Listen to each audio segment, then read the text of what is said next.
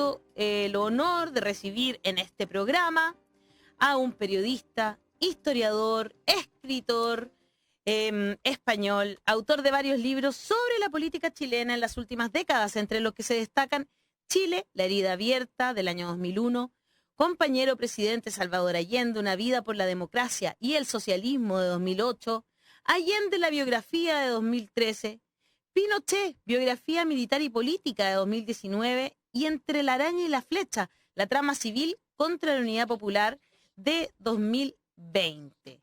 Eso entre varios más, por supuesto. Así que bienvenido a La Voz de los que Sobran.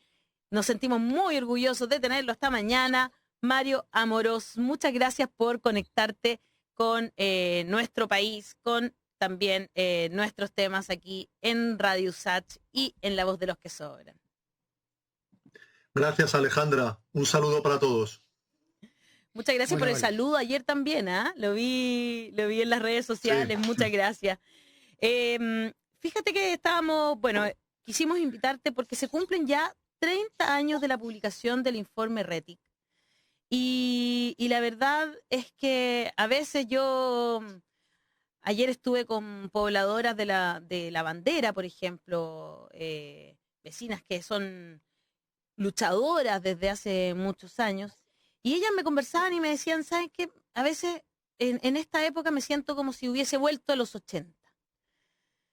Y la pregunta del millón entonces, a 30 años del informe Rettig, es ¿cómo ves tú Chile ahora? ¿También tienes esa sensación como que si hubiésemos avanzado muy poco en esa justicia, en entregar reparación, justicia a las víctimas de las violaciones a los derechos humanos?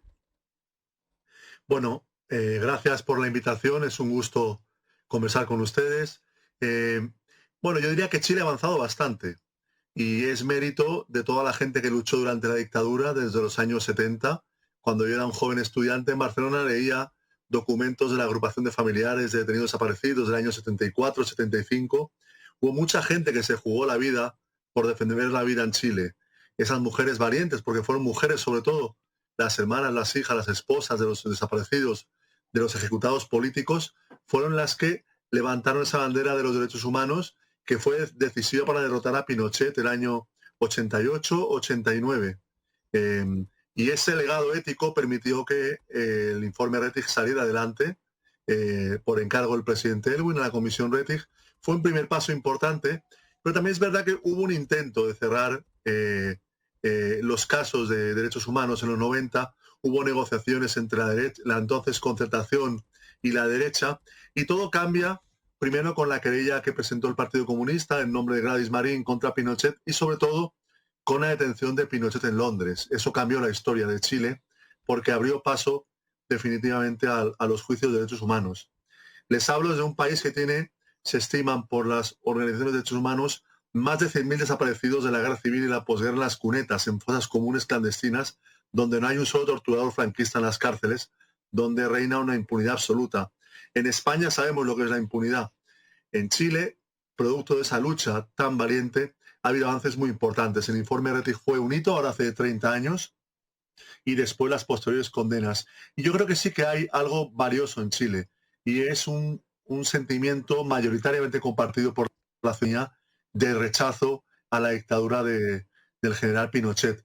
Recordemos cómo yo estaba en Chile hace año y medio cuando tuvo que dimitir el ministro Mauricio Rojas por aquello que dijo, que se supo que había dicho contra el Museo de la Memoria, ¿no? Claro, sí. El rechazo que hubo fue tan fuerte que fue capaz de forzar a dimitir al ministro, no podía ser como ministro de Cultura, ¿no? Es producto de ese trabajo de educación, de memoria, de tanta gente, de tantas organizaciones sociales. En Chile se ha avanzado mucho. Obviamente siempre va a quedar cosas pendientes, ahí está Punta Peuco, ¿no?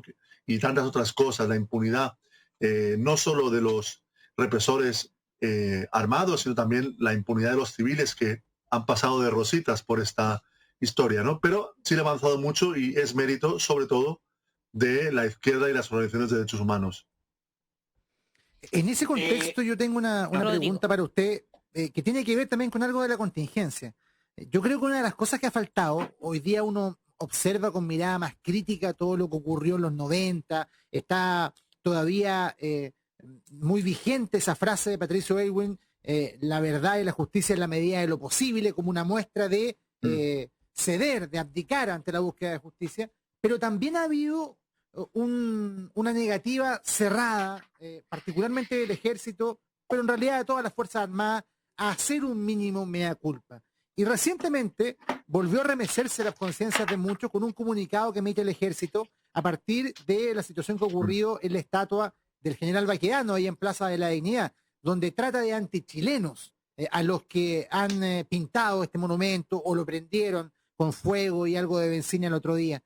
¿Cómo podemos entender que el ejército continúe con este tipo de lenguaje y vuelva a, de cierta manera, a victimizar, porque asusta lo que dice el ejército? Cuando ellos dicen antichileno, la última vez que ocuparon ese término desaparecieron 3.000. Entonces, es complicado para una persona mínimamente razonable entender esa postura cerrada de esa parte del cuerpo social de Chile.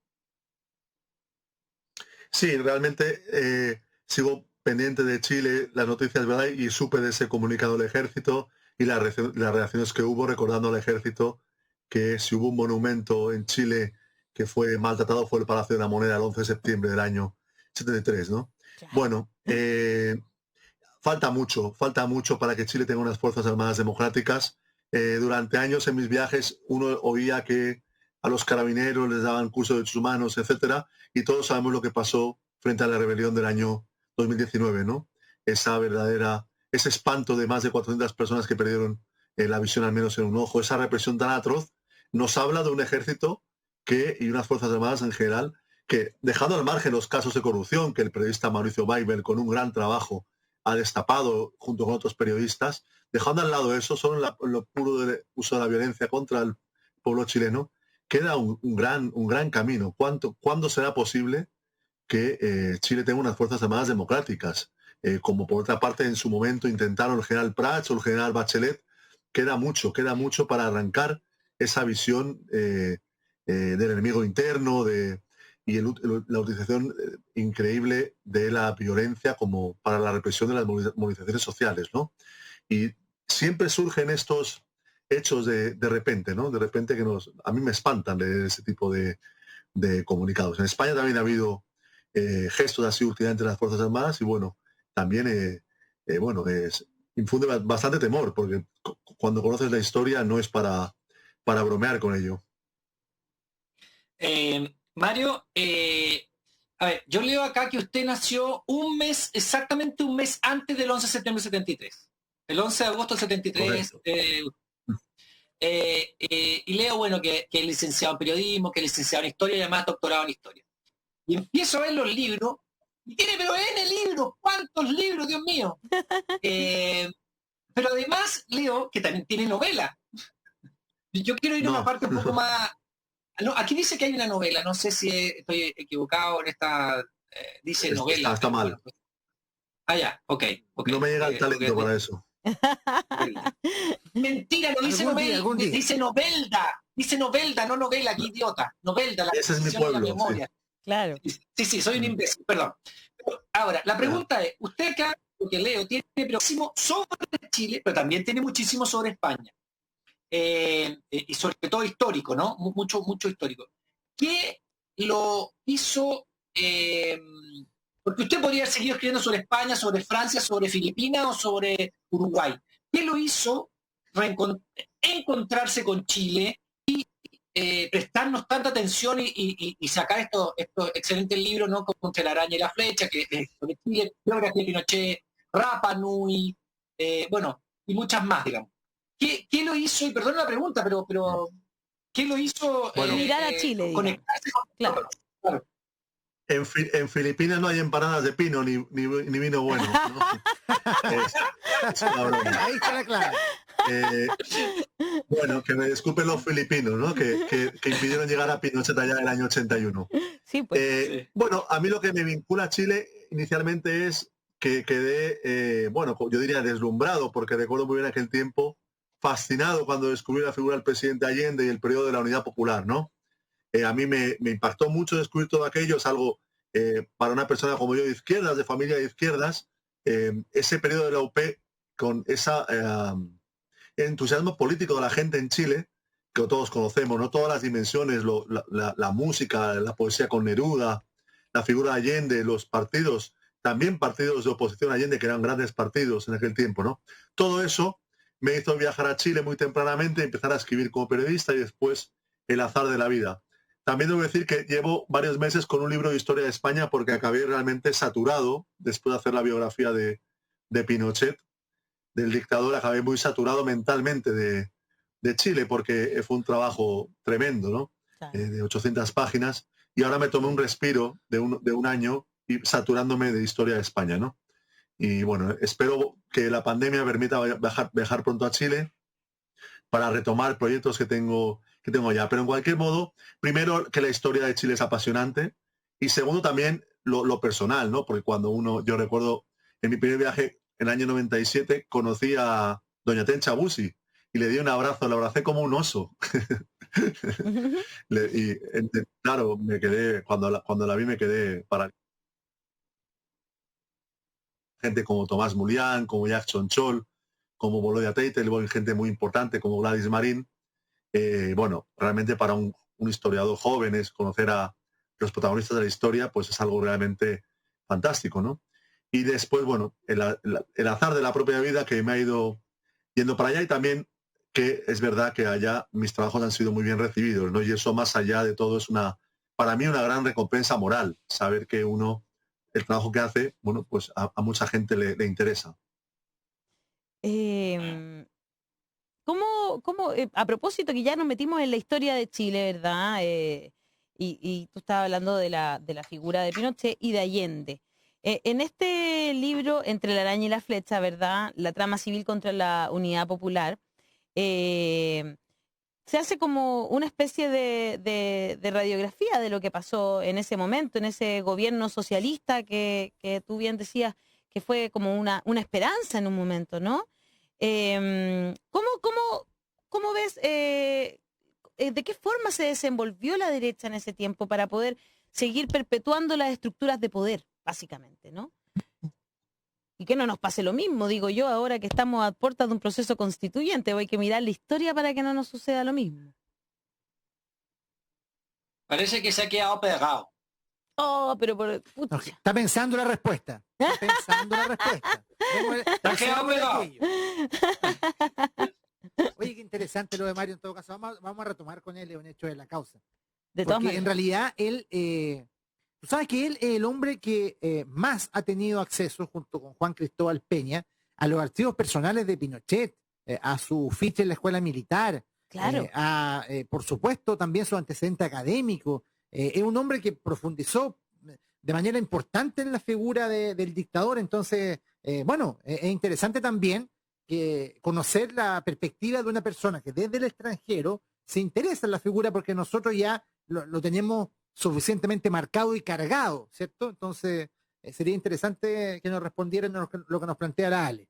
Y además que a veces yo por lo menos, no sé, ustedes siento que España somos tan similares en algunos procesos, ¿no? También hay impunidad. Con Franco también quedaron en la impunidad muchos. Lo estaba diciendo él mismo. Incluso mucho más que acá, te diría. Claro. Sí, pues. Sí, mucho más que acá. sí. Entonces, Oye, es muy interesante. Él tuvo...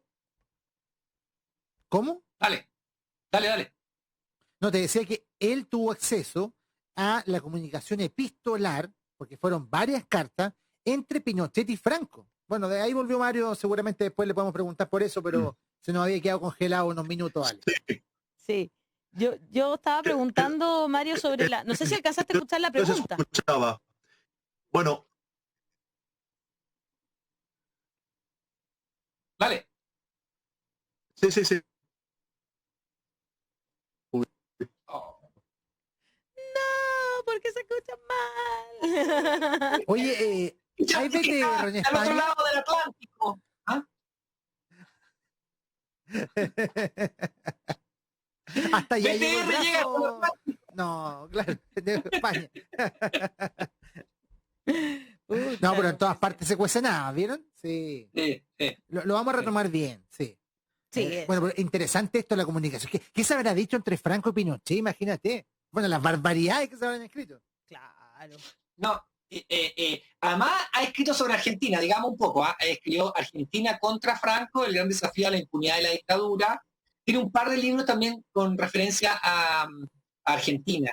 Y el hilo rojo, Memorias de dos familias obreras, incluye un documental de 60 minutos codirigido con Javier Couso. ¡Wow! ¿Qué es esto? Sí. Argentina en el archivo Eipala también. ¿Viste? Tiene... Ahí está. Ahí estamos de nuevo. Ahora sí. Sí, Bueno, Javier, me cambié de sitio a ver el wifi. Sí. Pero ahora sí que sí. Ahora sí que sí. Lo escuchamos entonces, Mario, para aprovechar el tiempo. Bueno, lo de Franco y Pinochet son cartas que están en el archivo de la Cancillería, ahí en Morandé, en la paralela Morandé, como no José va a la calle. Teatinos, que es- Teatinos. Sí. Teatinos 80, en la Cancillería, en el -2, está el archivo de la Cancillería y ahí están las cartas que estos dos dictadores enviaron, ¿no? Fueron cartas además muy significativas, porque en el septiembre del año 75, Franco condena a muerte a 5 personas en España y toda la comunidad internacional protestó, el Papa, la Reina de Inglaterra, todo el mundo, menos Pinochet, que apoyó a Franco en sus fusilamientos y le dijo que muy bien, que así había que combatir a la subversión, ¿no? Bueno, Wow. realmente quedó bien retratado en esas cartas. Pinochet admiraba mucho a Franco como una parte de la derecha, como el sector más duro de la derecha de Chile a mitad del siglo pasado, ¿no?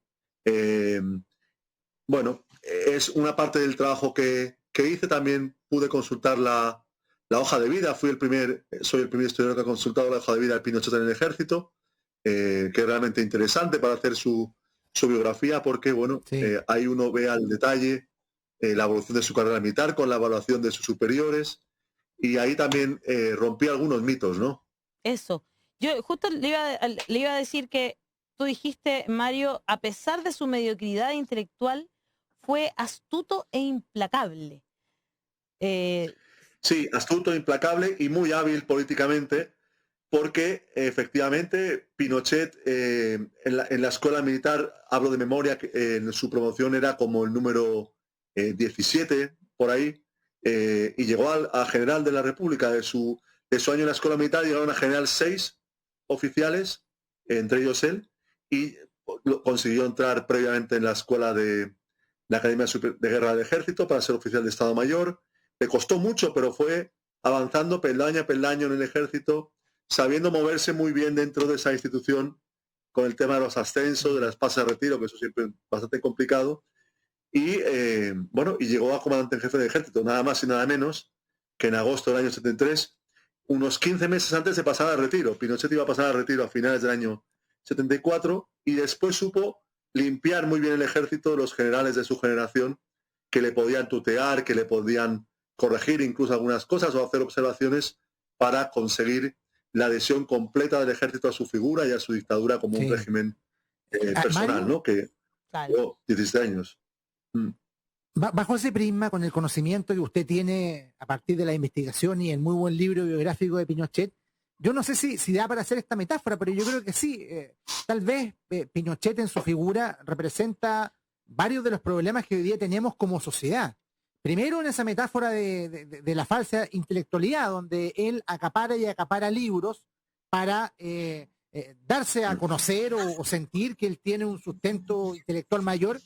Los libros muchas veces ni los leía, ¿cierto? Y era la biblioteca de Pinochet es una de las más grandes que se ha visto en algún gobernante chileno en la historia.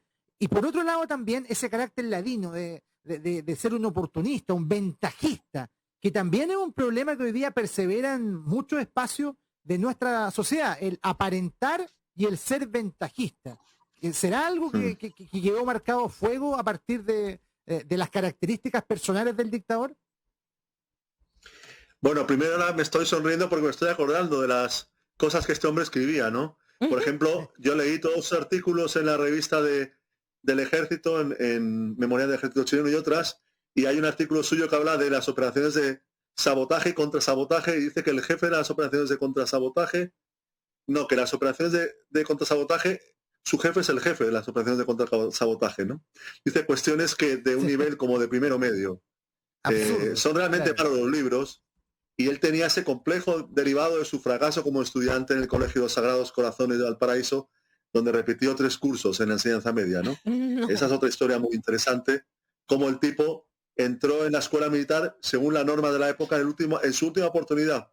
Si se demora un año más no hubiera sido milico y no hubiera podido ser oficial, ¿no? Qué bueno que lo fue, porque su papá quería que fuera pediatra. Bueno, esas características de Pinochet yo creo que son exclusivas de Pinochet. Sí. Yo creo que son exclusivas de él, ¿no? La sociedad chilena lo ha demostrado 1000 veces, tiene unas cualidades como para enfrentar este momento de ahora tan importante, ¿no?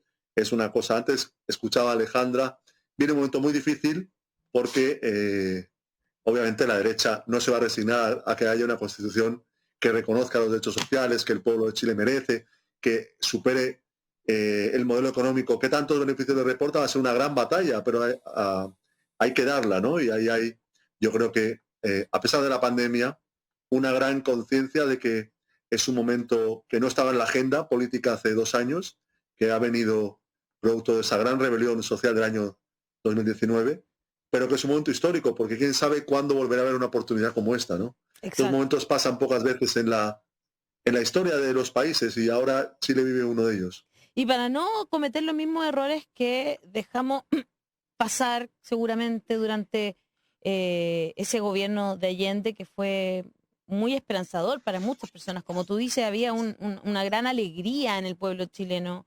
con el triunfo de Allende y mucha esperanza en su gobierno.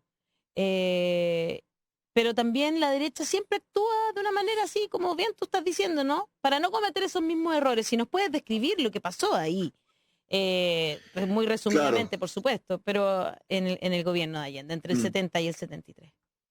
Bueno, es una etapa histórica completamente diferente, en un mundo que ya no existe, el mundo de la Guerra Fría, donde el proyecto político socialista, revolucionario, está muy bien instalado y era asumido, como fue el caso de Chile, por una gran parte de la población. Ese es un momento diferente, en un país diferente y en un contexto internacional diferente. Pero yo creo que si la unidad popular fue algo que quedó en la historia del siglo XX, fue por la inteligencia de los dirigentes de la izquierda chilena, de los dirigentes políticos y sociales, que supieron poner en el centro la unidad. La unidad en torno a un programa político claro, que en cada elección uno ve el programa de Allende del año 52, 58, 64, 70, y era un programa político ajustado al Chile de la época. La reforma agraria, el cobre, estos días ha subido mucho el cobre, entiendo, el precio internacional del cobre, ¿no? ¿Cuánta plata para Chile? ¿Y a quién le deben eso? Al gobierno del presidente Allende, ¿no? Que nacionalizó la gran minería del cobre y que todavía hoy sigue siendo el sueldo de Chile. Por tanto, esa unidad y esa inteligencia política para poner en el centro lo importante, que es ganar los representantes suficientes a la Convención Constituyente, ganar los municipios y las concejalías, extender la movilización a las calles en torno a esas propuestas y pensar colectivamente ¿qué Chile quieren los chilenos?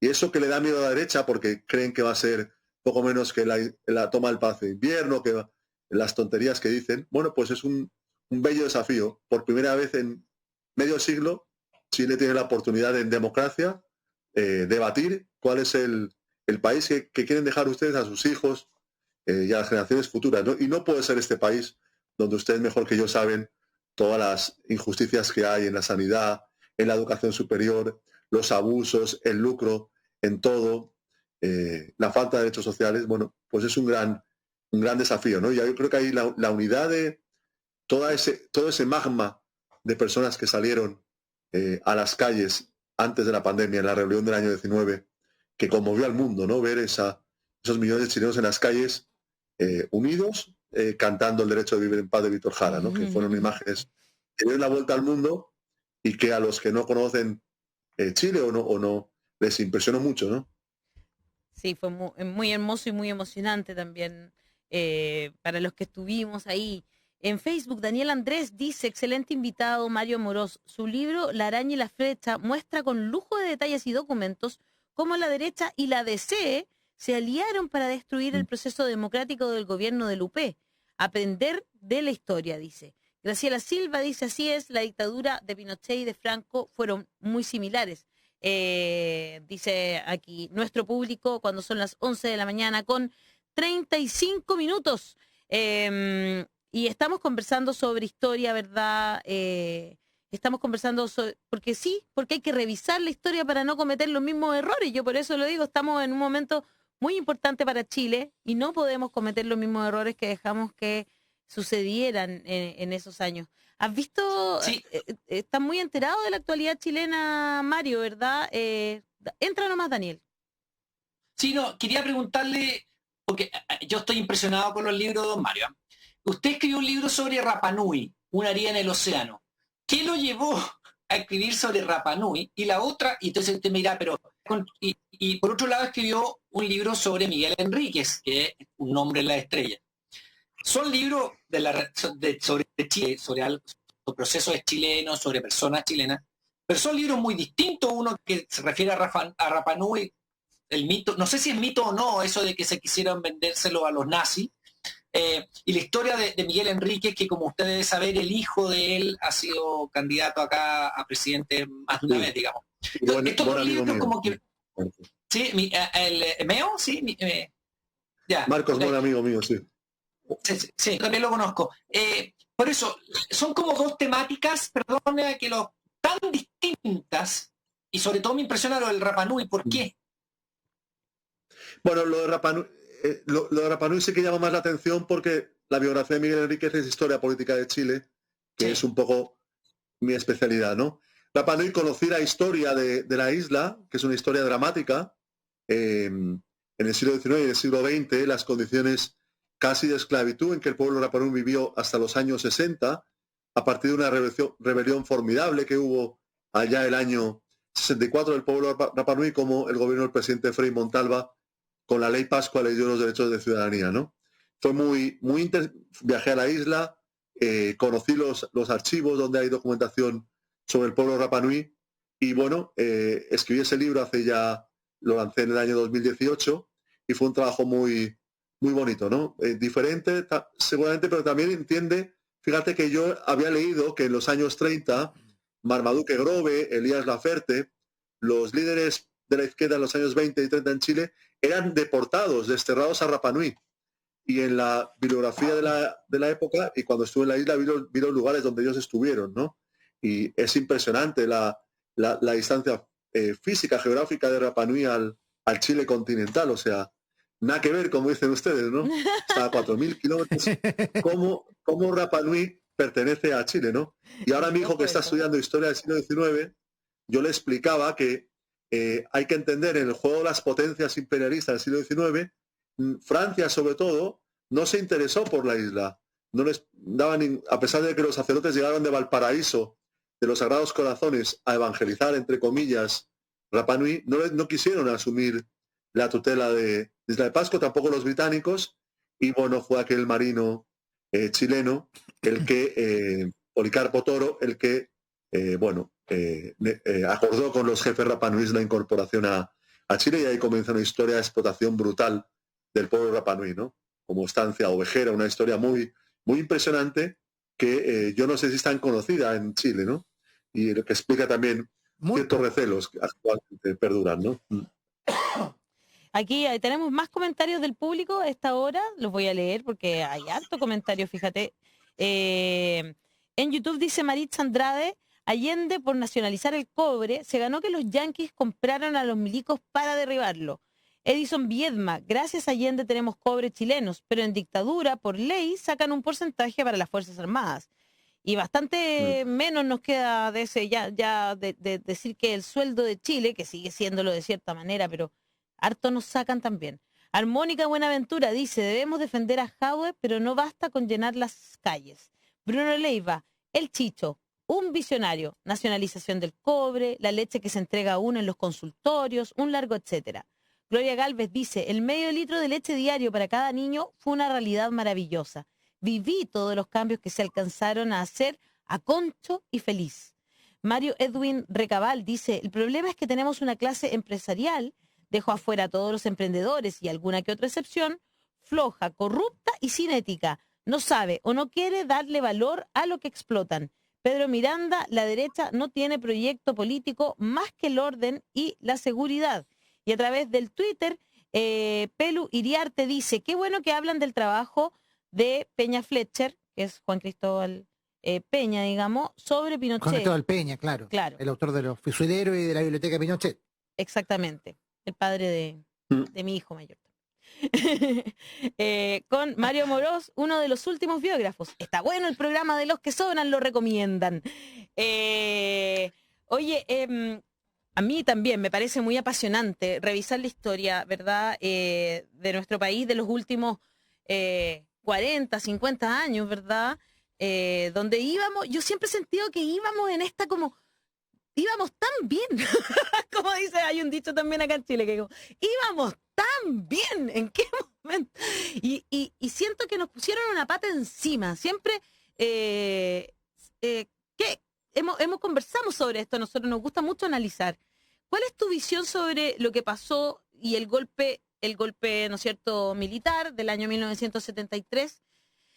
¿Este golpe fue producto de que el gobierno de Allende no logró tantas cosas o fue producto de esta alianza entre la derecha, la DC y los norteamericanos que boicotearon el gobierno de Allende también? Entonces, ¿con cuál de las dos visiones te quedas tú, Mario?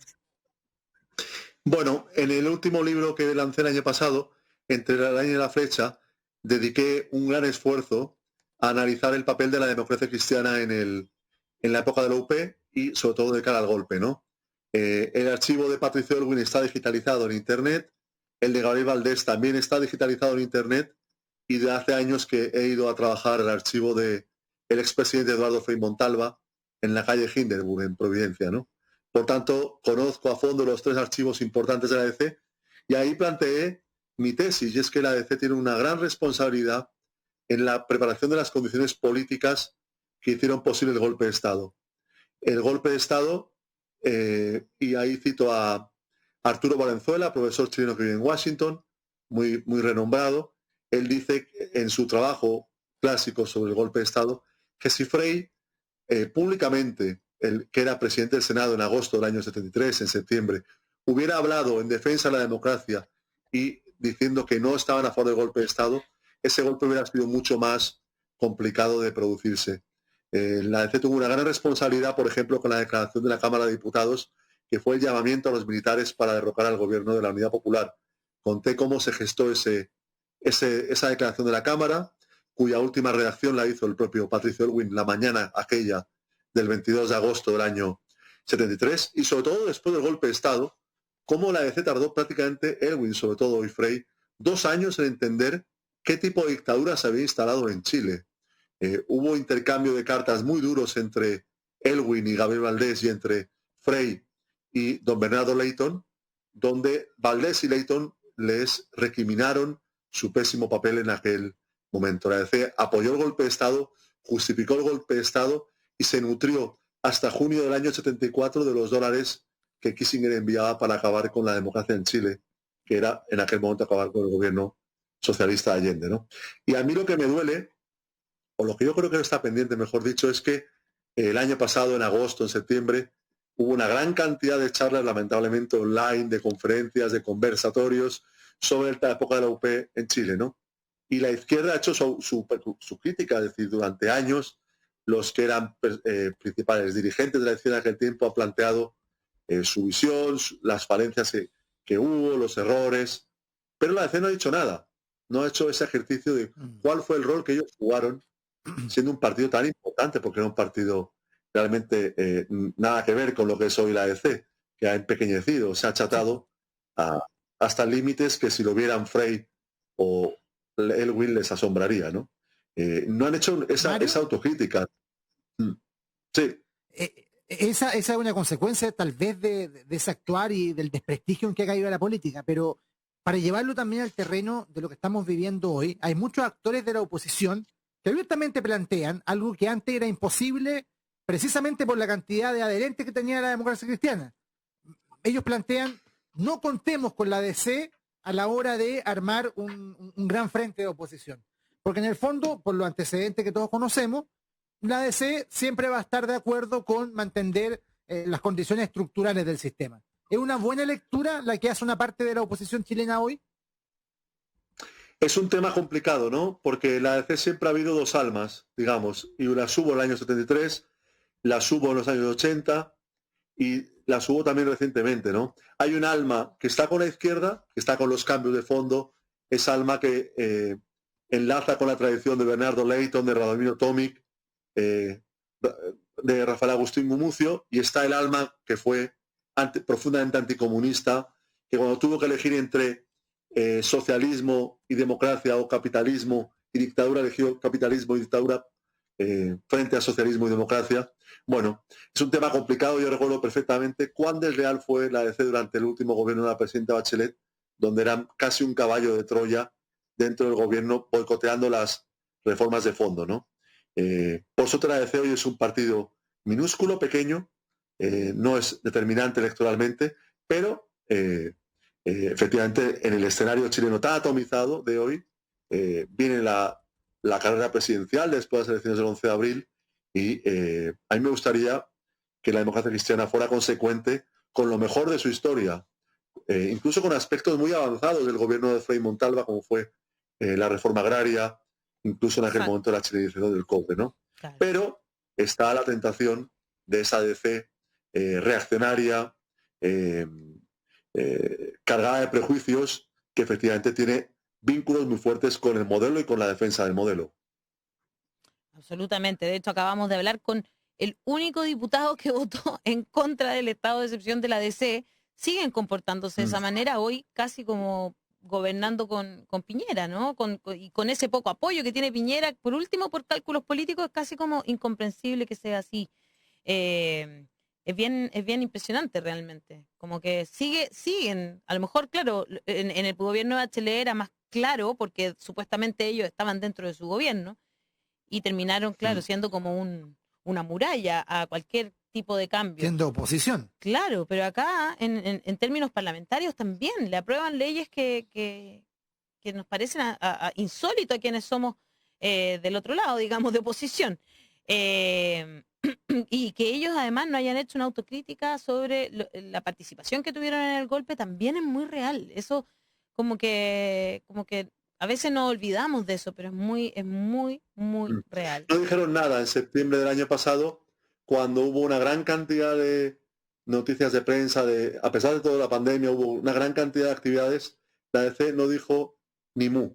Yo ahí escribí un artículo en el periódico interferencia.cl donde expliqué largamente mi planteamiento.